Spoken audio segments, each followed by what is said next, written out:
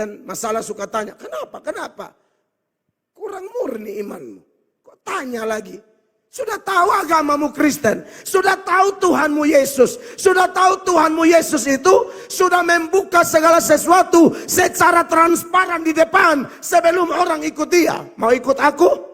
Menyangkal dirimu, pikul salibmu, ikut aku. Jangan tanya why. Tidak ada why. Kenapa? Betul bingung. Bingung apa? Baca Alkitab kau tidak bingung. Penderitaan bukan sesuatu yang membingungkan. Apalagi konteks sekarang Anda dan saya hidup di NTT, di kota Kupang, mayoritas Kristen, kok heran. Mereka yang mayoritas budak 60 jutaan orang ditekan di bawah pemerintahan kaisar-kaisar hati binatang itu. Petrus bilang apa? Jangan kaget, jangan heran, jangan banyak tanya. Itu konsekuensi yang tak bisa dihindari. Amin, jemaat terkasih. Kalau mau ikut Tuhan aman, tidak bisa. Anda buang waktu di Kristen, pindah agama. Jarang-jarang ya pendeta suruh pindah agama. Karena buat apa lu di Kristen? Lu tidak siap. Pindah. Ada orang mau ikut Yesus tapi dia bilang, saya begini. Yesus bilang kalau kau mau siap membajak, menoleh, tidak layak. Dan orang itu kelihatan menoleh betul. Dan Yesus bilang, sudah orang lain mau. Kenapa mesti repot dengan yang mundur? Jadi Kristen harus siap, Bapak Ibu terkasih. Amin. Saudara-saudara yang kekasih, janganlah kamu heran. Bukan heran biasa nih. Heran apa? Akan nyala api siksaan. Ungkapan nyala api siksaan menggambarkan betapa hebatnya penderitaan yang dialami oleh Kristen pada waktu itu. Secara khusus penerima surat Petrus ini. Ini siksaan yang ngeri, saudara.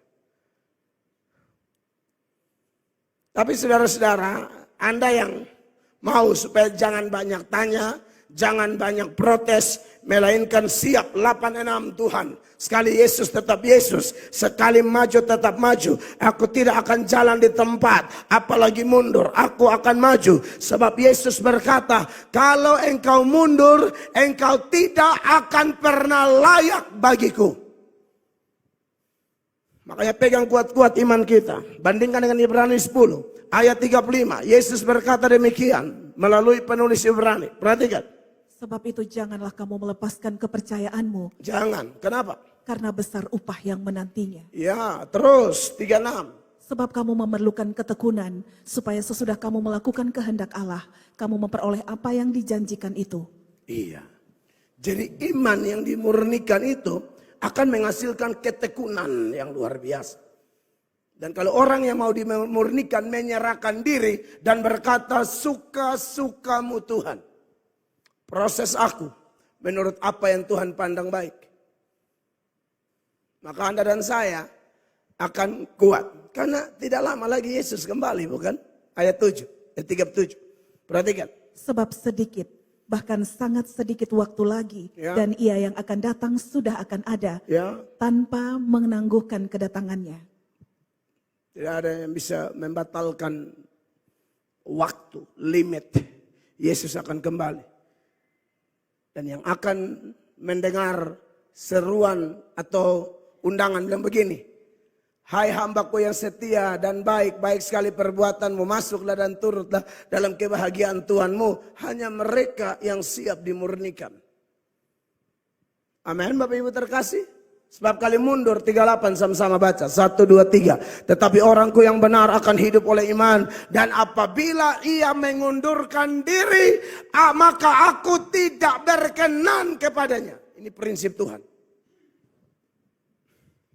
Ya, Pendeta Stephen Tong di usia 80-an tahun masih khotbah dalam sebuah tanya jawab. Orang tanya pada Pak Stephen Tong, begini-begini tentang pendeta yang banyak komentar, omong sekali. Pak Stephen jawab santai aja, tidak siap, mundur.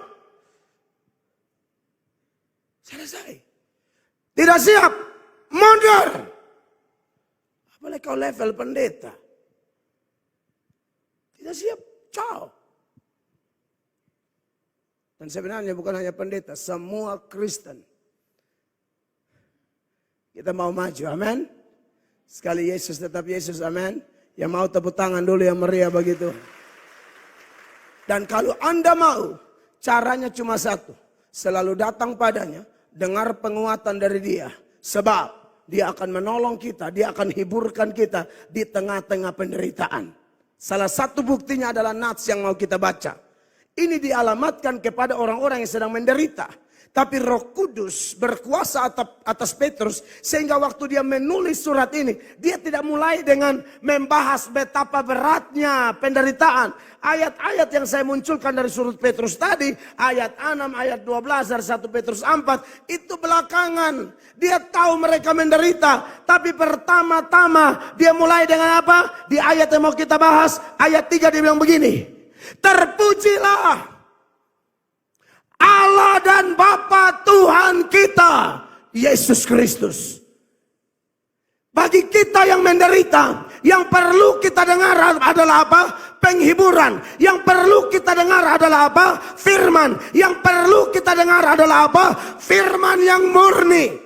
Hanya firman yang murni yang membuat kita bisa bersorak-sorak, bisa memuji Allah, bisa hati penuh nyanyian sekalipun di tengah-tengah tekanan, himpitan, pressure yang luar biasa. Hanya dengan dengar firman. Amin. Makanya kalau ada banyak masalah, harusnya banyak dengar firman. Ada banyak masalah, harusnya banyak ibadah. Kalau ada banyak masalah, harusnya banyak saat teduh.